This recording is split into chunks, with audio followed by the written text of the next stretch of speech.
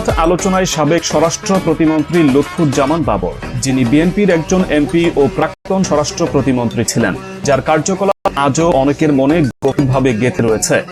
যার বিরুদ্ধে সবচেয়ে বড় অভিযোগ হল ভারতের সেভেন সিস্টার্স নামে পরিচিত 7টি রাজ্যে বিদ্রোহী দল গঠন করে ভারতকে অস্থিতিশীল করার প্রচেষ্টা। এমনকি চীন ও পাকিস্তানও মিলে ভারতে যতটা ক্ষতি করতে পারেনি, তিনি একাই তার চেয়ে বেশি ক্ষতি করার চেষ্টা করেছিলেন।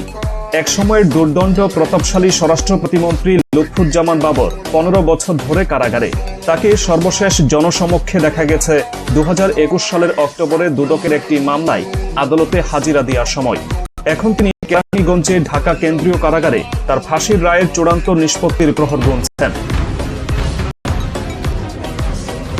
অন্তর্বর্তী সরকারের শপথের 2 দিন আগে ভারতীয় সংবাদ মাধ্যম এনডিটিভিকে দিয়ে এক সাক্ষাৎকারে নোবেল বিজয়ী অর্থনীতিবিদ ডক্টর মোহাম্মদ ইউনুস বলেন, ছাত্র আন্দোলনের কারণে বাংলাদেশে অস্থিরতা চলমান অবস্থা নিয়ন্ত্রণ না করা গেলে তা প্রতিবেশী মিয়ানমার সহ ভারতের 7 সিস্টার্সে ছড়িয়ে পড়তে পারে।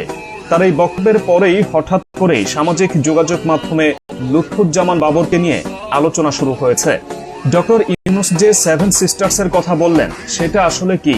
কেনই বা বাংলাদেশে অস্থিরতা তৈরি হলে 7 সিস্টার্সে তার প্রভাব পড়বে?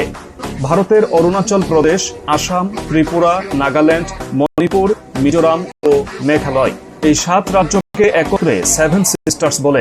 অনেকে মনে করেন লুৎফুজ্জামান বাবর ভারত সরকারের কাছে একটা আতঙ্কের নাম। লুৎফুজ্জামান বাবর 7 সিস্টারের বিদ্রোহী দল বানিয়ে দিয়ে ভারতে অস্থিতিশীল করে দিয়েছিলেন। চীন, পাকিস্তান মিলে ভারতকে যতটুকু ক্ষতি করতে পারেনি, তার চেয়ে বেশি লুৎফুজ্জামান বাবর করতে পেরেছেন। 2004 সালে